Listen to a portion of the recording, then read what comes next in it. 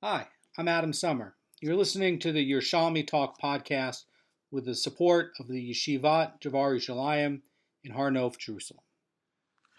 This is Peah, chapter 5, Halacha 7. This is the last halacha and a very, very short one in this chapter. So, after the grain has been harvested, it goes through a few stages. Normally, the grains of ears are bound into sheaves, then they're gathered together to form a very big pile, and finally they're transported to the place where the threshing is actually going to happen. So the law of shchicha, however, applies only to the sheaves that were forgotten during the final segment of the gathering process. So the Mishnah is now going to talk about this final segment of the gathering process when you're putting them all together to go just before you're going to transport them. So don't forget, there's two processes of bundling the sheaves. There's the first one when you're cutting and you're tying them very quickly, and then you're taking all of these bundled ones and you're piling them all together into a bigger bundle. The Mishnah reads, if one binds sheaves for kor vaos, for kumasos, for chachara, so these are terms that are going to be defined by the Gemara. But basically, they're going to be types of hats or wreaths that are made from the ears of grain. Sometimes you'll see pictures of people wearing woven wheat sheaf hats. Basically, they weave them together into maybe ceremonial looking things. But these are basically small bundles of grain, and it would be, if you added it up, just enough to make a dough for a small biscuit. So in the three cases that we talk about, the grain tied for these purposes are eventually going to be consolidated into a bigger sheaf later on. But keep in mind that these are still enough that it would have enough wheat in there to make a small biscuit. Guar is going to go define what those terms are. So Mishnah continues, says, or for eventual consolidation into larger sheaves. In other words, says the Rosh, the farmer, before preparing his grain for removal to the large central stack, initially tied the individual ears into small bundles. And like I said before, ultimately these bundles will be combined together to form large sheaves, which will be taken to the central stack and then transported to the threshing floor. So this is basically adding another transportation node. Okay, the one that I talked about before is you take the smaller sheaves and then you bring them into a bigger centralized one, and then you take that bigger centralized one to the threshing floor. This is adding a new one, says the Rosh, where you're preparing the grain for removal to a large central stack, but first you're doing where you're tying the individual ears into small bundles, and then you might be taking all these small bundles together, and then you're transporting that bigger bundle to the central stack. If one binds sheaves for transport to the great stack, says the Mishnah, he has a shchicha obligation. If he subsequently gathers the sheaves from there to the threshing floor, he has no shchicha obligation.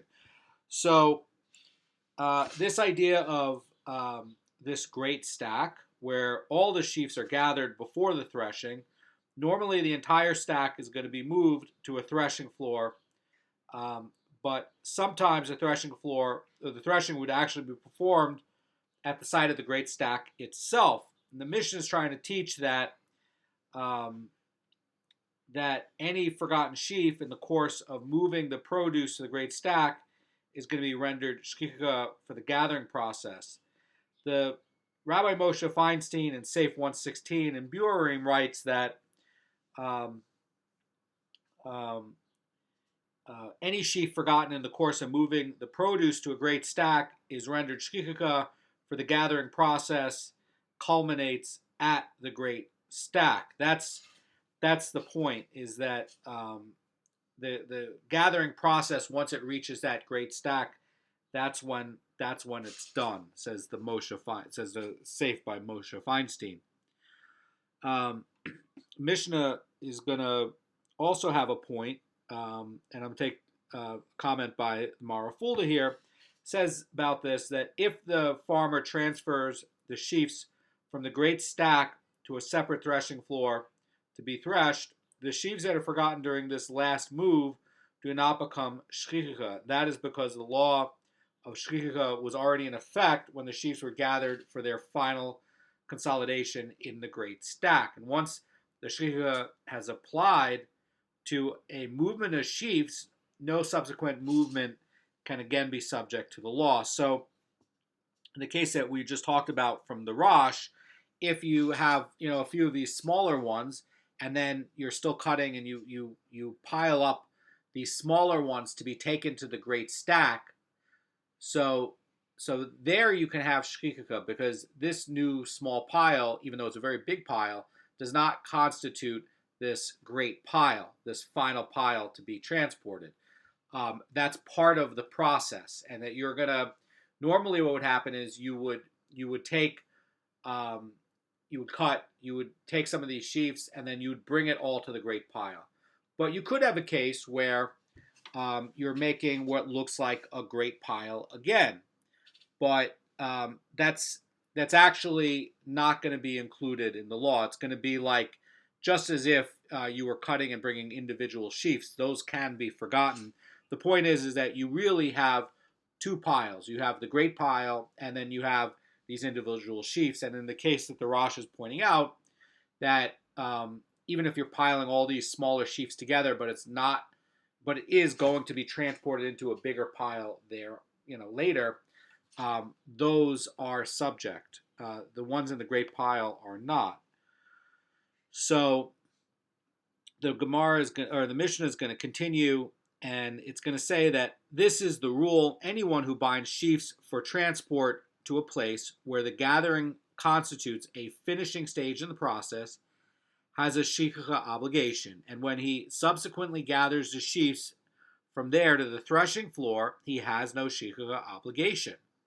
So the Mishnah is going to continue. It says, but anyone who binds sheaves for transport to a place where the gathering does not constitute a finishing stage in the process has no shikha obligation.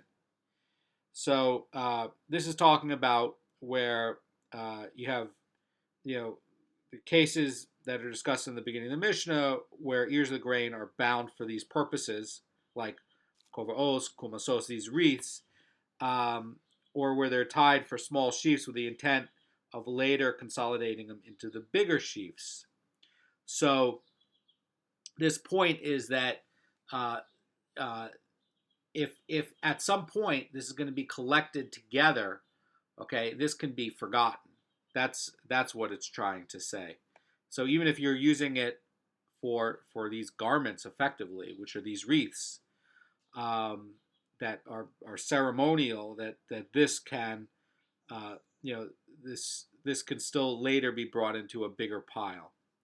So it continues. It says, but anyone who binds sheaves for transport to a place where the gathering does not constitute a finishing stage in the process has no shikha obligation, and if he subsequently gathers the sheaves from there to the threshing floor, then he has a shikha obligation. So if you're doing something that's ornamental, and you're not going to be piling it up later, so that you're not taking it to a place that has a finishing stage, okay, then that wreath or whatever doesn't have a shkika obligation. But the moment that you decide that now you're going to bring these wreaths over to this great pile and consolidate them, because you're going to bring them to the threshing floor, and you're going to put them out of the category of ceremonial clothing and dress into food production, then the use has changed, and he has a shkika obligation. The Gemara now is going to continue. It's a very short Gemara. the Mishnah was stating about these terms when you bind the sheaves into korbaos, kumasos, for hara, or for sheaves, it has no shikha obligation.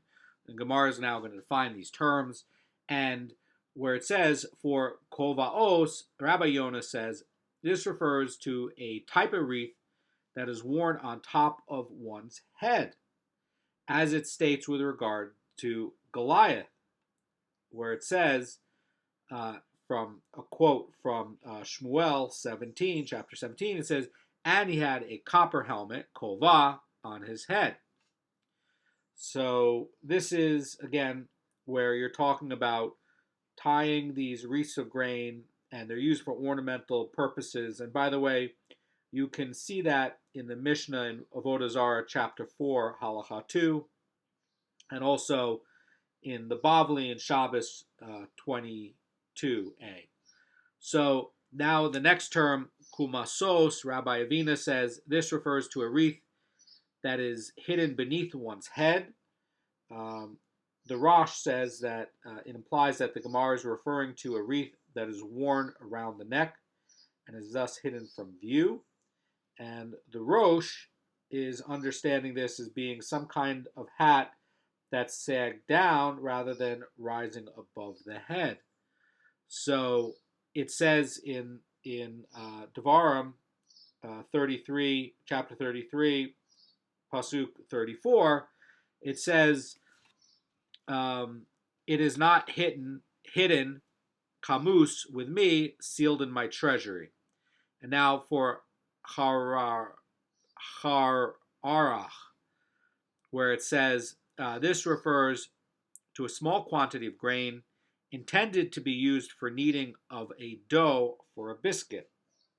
So a hararach is a small biscuit that is baked on coals, and you can see that in Bava Kama, chapter 2, Halacha 5 in the Mishnah, also in the Mishnah in Shabbos, chapter 1, Halacha 10. And the Mishnah is speaking of someone who tied grain into small bundles, each of which is just enough for the production of a small biscuit. By the way, these headdresses would also be the size of what would produce for a small biscuit. So it's not accidental that these three things are similarly sized and could be used to produce the similar kind of food. Very elegant by the Mishnah to put them all together like that. Where it says, the Gemara now says, for sheaves, this refers to a collection of small bundles of grain for eventual consolidation into large sheaves. So this is that that idea that the Rosh was pointing out, that here you are, you're cutting the sheaves at the stalks where the wheat is, and you're piling them together, and then you're going to go and you're going to take these bigger piles and make these smaller piles, and you're going to make a bigger pile. But that's not the final pile. It's going to go to a single final pile that's going to be used, where you're going to start putting everything together for transport. Perhaps you're going to put it all together into a single area next to where the wagons would go, and then you'll pile it on the wagons. That's the final pile. This, for sheaves, is not a final pile. And so, even though these sheaves become very, very big, that's not the final pile, and they are subject to shchicha. The Gemara is going to provide a source for the Mishnah's ruling that the shchicha only applies to sheaves forgotten in the course of the final gathering. And that's what we care about here. And that's also why we're going to be finishing up with chapter 5. In other words, where is that final point where shchicha can exist? And very elegantly, this is what's finishing up chapter 5 in Peah, where we're concentrating so much on the sheaves. So Rabbi Yochanan says, the verse states, when you reap your harvest in your field, and you forgot a sheaf in the field. So what does this mean? The Mara Fulda, the Vilna Gaon says that by juxtaposing the gathering of the sheaf to the reaping of the grain in this verse, let me read it again. Verse states, this is in Devarim 24:19, when you reap your harvest in your field and you forget a sheaf in the field. Vilna Gaon is saying, by juxtaposing the gathering of the sheaves to the reaping of the grain, the verse teaches us that the two are compared as follows. Okay, so the sugya is going to continue, and it says, just as the reaping of the grain is a final non-recurring operation that is not followed by another act of reaping. In other words, since standing grain can only be cut one time. That's the point. Okay? Mara continues, says, so too is the gathering of sheaves, to which the verse refers, a final operation that is not followed by another gathering of sheaves. So basically, the shchicha pertains only to a sheaf that was forgotten in its final form during the final gathering. I want to bring in what the Rambam says about this. Rambam has a commentary not only in Hilchos Matanos Ani, I'm talking about the Halacha in chapter 5, Halacha 12 and 13, but he also makes a comment about this in the Mishnah. Here's what the Rambam says. Rambam, his interpretation is like this. He explains that a harvester would often form small piles of sheaves as he worked his way through the field. And after the entire field has been reaped and piled in this way, all the sheaves would be collected into a great stack or transferred directly to the threshing floor. These intermediate gathering places were known by various names, depending on the manner or the form in which the sheaves were gathered. Rounded, above ground piles were called korvaos because they resemble a helmet, a kova, and that rests on a person's head. Piles that were hidden, kamus, in underground trenches were called kumasos, and flat circular piles were called hararah on account of their similarity to the round coal-baked biscuits of that name. And on some occasions, writes the Rambam, the sheaves were transported to a place where they would be combined into larger sheaves in order to expedite their subsequent transfer to the great stack or to the threshing floor. That's something that we had just spoken about as well. The Mishnah teaches that the law of shchicha does not apply, says the Rambam, when sheaves are moved to any of these intermediate gathering places.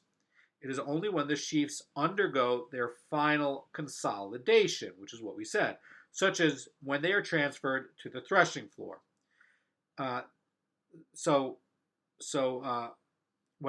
they undergo their final consolidation, the forgotten sheaves are rendered shchicha. And so in this vein, the Mishnah rules that when the sheaves are being transported to the great stack, where the gathering process culminates, the law of shchicha is applicable. But when the sheaves are later moved to the threshing floor, there is no shchicha, since the produce has already been subject to shchicha when the gathering process was completed. And that is the note by the Rambam, and that finishes up this chapter in this halacha.